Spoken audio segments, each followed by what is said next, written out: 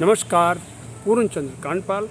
आज episode number 738 लेके आपके सामने उपस्थित हूँ। आज की एक कविता एक व्यंग के तौर पर आपके सामने प्रस्तुत कर रहा हूँ। पति पर जुल्म या व्यंग।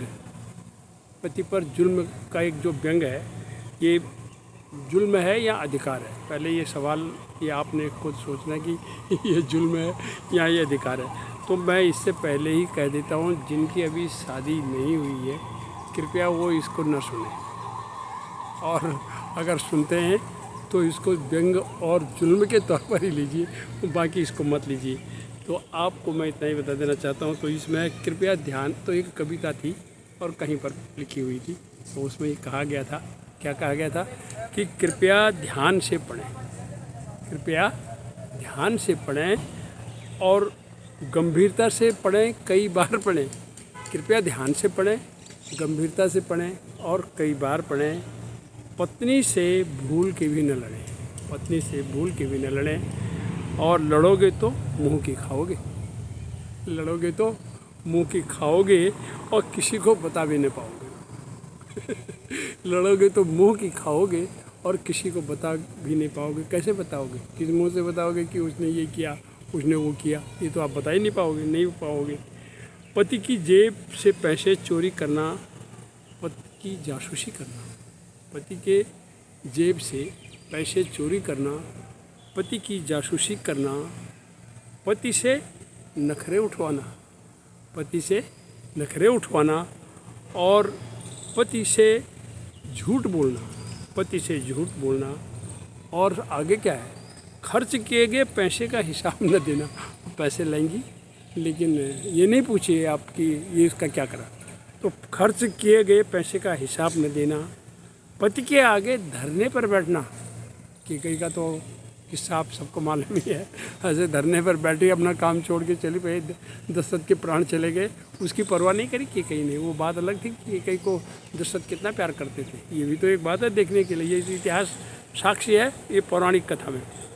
तो पति के आगे धरने पर बैठना, फिर आगे पति को बात बात पर डपट लगाना, डांट लगाते रहना, उसको कसते रहना, बात बात पर डपट लगाते रहना। खुद की गलती के लिए खुद की गलती के लिए पति को जिम्मेवार ठहराना। गलती करते जाओ और जिम्मेवार पति को ठहराना। पति तो मुँह खोलेगा नहीं, क्योंकि ये धरने पर बैठी हुई है और धरने पर बैठ जाएंगी, ये कुछ भी कह देंगी। बच्चों के सामने पति की भद पिटवाना, बच्चों के सामने पति की भद पिटवाना, और यह सब प्रत्येक पत्नी का जन्मसिद्ध अधिकार है। ये जो मैंने क्वालिटी यहाँ पर गिनी, जो वो कर सकती हैं, ये उनका क्या है? जन्मसिद्ध अधिकार है। इसे ब्रह्मा जी भी नहीं रोक सकते। आप कहेंगे ब्रह्मा कौन है? वो पड़ोस वाले ब्रह्मा नहीं, ब्रह्मा विष्णु महेश, जो हमारे सनातन में 3 मुख्य भगवान माने जाते हैं, ब्रह्मा विष्णु महेश। तो वो ब्रह्मा जी भी इसको रोक नहीं सकते। ये सब कह के, क्या ये रामायण में भी लिखा हुआ है, रामचरितमानस में भी लिखा हुआ है कि इसको ब्रह्मा जी भी रोक नहीं सकते हैं। इसलिए हे अक्ल भूल पति, जो सुन रहे हो मेरी बात को, इसलिए हे अक्ल भूल पति, तू व्यर्थ का विलाप मत कर। व्यर्थ का विलाप मत कर और भीगा बिल्ला बनकर नतमस्तक होकर सदा पत्नी का हुक्म बजा। भीगा बिल्ली नहीं, भीगा बिल्ला बनकर नतमस्तक होकर सदा पत्नी का हुक्म बजाया कर, और इसी में तेरा भला और उज्जवल भविष्य है। इसी में तेरा भला और उज्जवल भविष्य है। और याद रख, शादी का दूसरा नाम समझौता भी है, शादी का दूसरा नाम समझौता भी है। जो समझौता नहीं करेगा वो हरदम रोते रहेगा, वो हरदम रोते रहेगा, रुक रुक कर गिड़गिड़ाते रहेगा, गिड़गिड़ाते रहेगा। इसीलिए मैं कह रहा हूँ कि तुम शादी करने से न डर जाओ। ये मैं कुंवारे लड़कों से कह रहा हूँ कि आप इस कविता को पर ध्यान मत लगाओ। तुम कहीं शादी करने से डर न जाओ। शादी का गोल्डन लड्डू है, स्वाद चखने से वंचित न रह जाओ, स्वाद चखने से वंचित न रह जाओ। ये कविता मैंने आज सभी उन पतियों को समर्पित की है जो ये समझते हैं।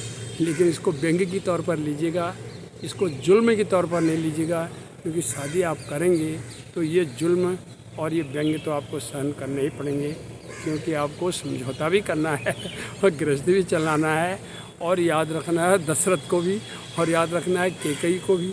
लेकिन एक पत्नी ऐसी भी तो थी जो याद रख दशरथ कैकेयी सावित्री सत्यवान, तो सत्यवान वाला किस्सा भी तो आपको मालूम है, सावित्री वाला किस्सा भी तो आपको मालूम है।